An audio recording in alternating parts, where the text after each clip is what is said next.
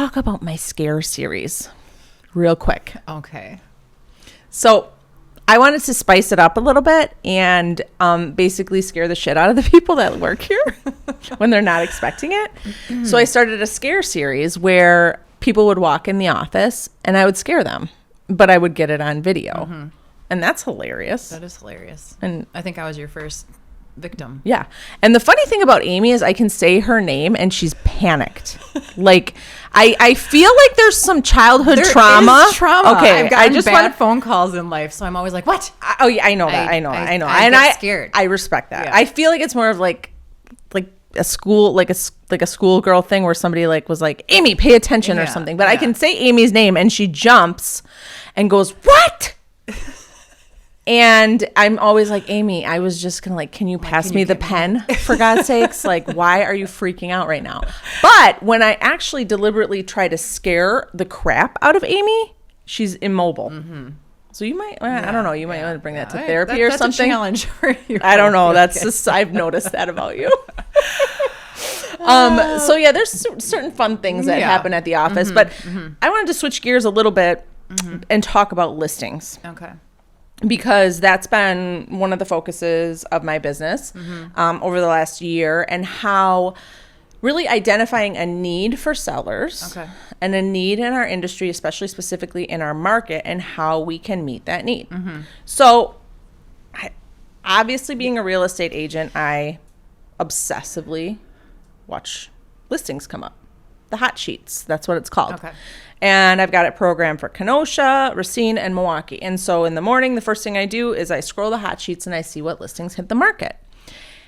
And there are so many times I'm scrolling the hot sheets and I'm literally just so disappointed in how these homes showcase through videos, little silly things, that I feel like as a real estate professional who is getting paid for a service, could you move the garbage can, the overflowing garbage can? Or why is the pile of laundry over there? Or simply like, that just doesn't look good there. You could have moved the couch very easily and opened up this whole space and it would have been so much more inviting. So that kind of stuff, I believe, is a true need in our market, is a professional who's going to come in and listen. A house is our biggest investment most times, right? And if I'm going to be hired to do a service for a client, I need to go in there, you need to go in there, and we need to be honest about what a buyer is looking for, and little tweaks, the very least little tweaks, sometimes big full-on stages to enhance that investment. Right. Yeah. So that is something that is very near and dear to my heart, and a passion that I have for the job that I do. And part of the reason what's your job role? I forgot. The listing manager. She's the listing manager. She loves it so much. She just does it and forgets the title. Well, so let's start at the beginning. So you get a call, someone schedules a consult with you, right? And sometimes I've gotten to go with you on these, which is great. But what does that look like when you So usually I'll get a call or somebody will reach out, and I would say 90+% of my business is referral business or repeat business. So people I've worked with before or who I've told people about me. What we do is we set up an initial visit at their house. And so it's pretty informal, but I go through and I have some literature and some examples of the process of listing and what it looks like. So we sit down and we really just talk about what the steps are to list a home. Majority of people, especially in our market, they don't move all the time. So like selling a home is something that is not an everyday occurrence. So we really, I try to be detailed about what that process is to give them a frame of reference. Then from there, we walk through the house. And I love that part because sellers really love explaining. Well, they usually love their homes and their stories to go along with it. And and moving out of a home, especially a family home, is an extremely emotional process for sellers. So It really is an important part, is walking through the home with them. They talk to me about ways they use space, upgrades they've made, little things about the home that are important to them. And so that's really fun. Yeah. And so, and then really I go in with an idea of price. Of course, I know the market very well, but I have to be in the house. I have to see the house. I have to smell the house. Let's be honest. We got to make sure what we're working with is what we're going to be marketing. And then go home and really run a very detailed market analysis and then create a suggested list price with the market analysis. So basically from sold data, really focusing on active listings in that price point, because that's our competition, right? So whatever we list at, we have to be better than everything in that price point. And then a marketing plan and a preparation plan, which is where you really come in too. And that's something that I've added, Amy, in working with me. Every day it's something new. Yeah. Why don't you talk about that? Well, sometimes we go to these appointments and, Emily will be getting a tour. I have to be kind of sometimes taking measurements if the house hasn't been sold before, snapping some photos, just getting a lot of information.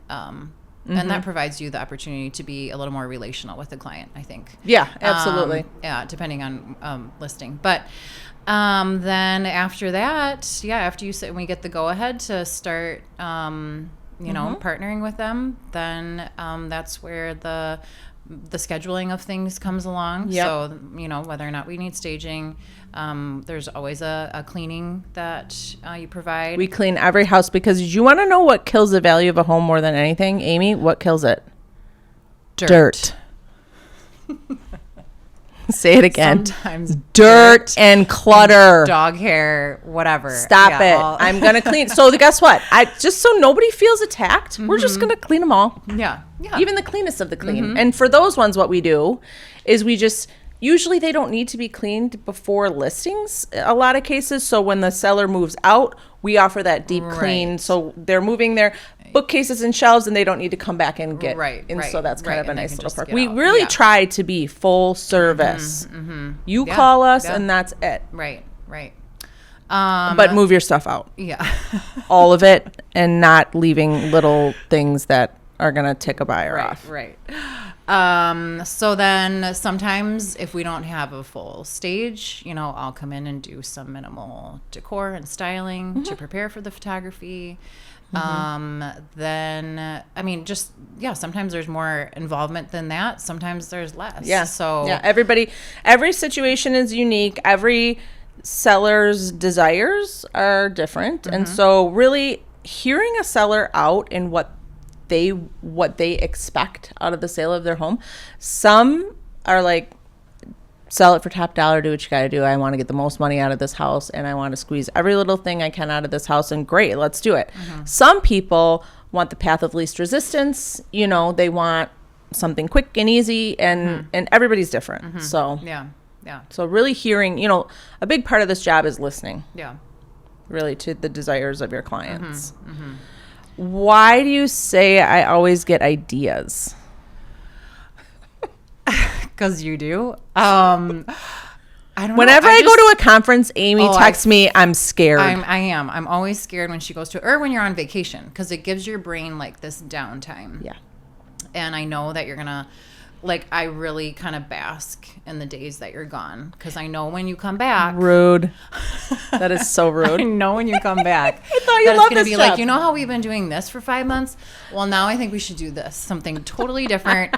Even today, where you're going to I changed my outfit at the last second. It's like we've been planning for this for weeks.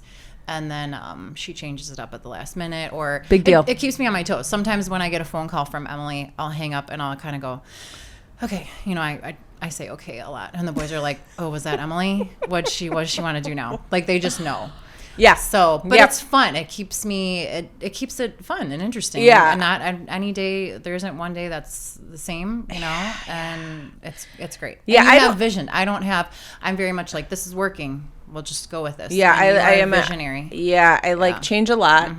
I think this career has scratched a lot of those itches for me. So my husband I think he feels a little bit of relief, because when I was teaching, it was like, we've got to change something in the house, or I don't know, maybe I need a new job, or it was always something. Like I could just tell that I just needed a little bit more of something. But this industry and this job allows me to be me, as far as,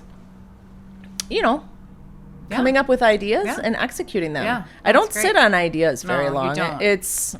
That's been a good challenge to me. I've told Emily, I have running lists of things to do, things that I write down. And Emily, I feel like you don't have a list. It's like you think to do it and you do it. I actually do have a list, but it's short. Yeah.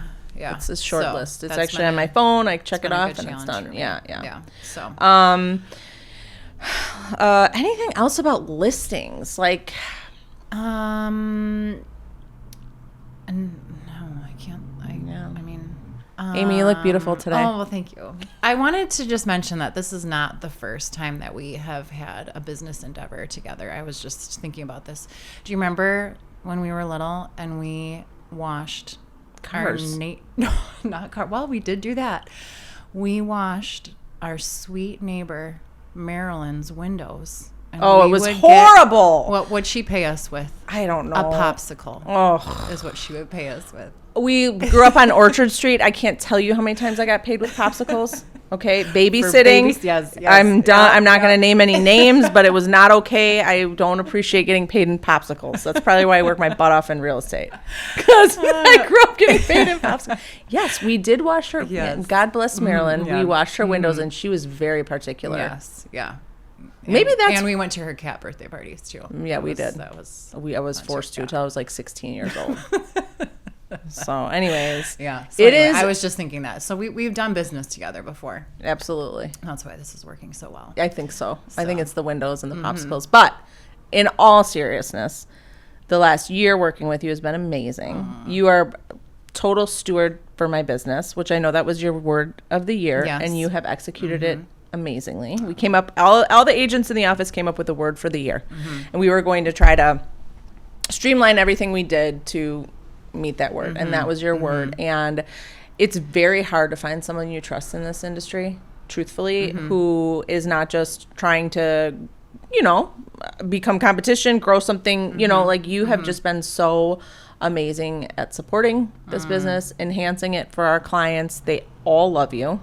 I'm a little worried they're going to love you a little bit more than me, so we just have to work on that. But no, truthfully. No, but thank you, because, seriously, in tears.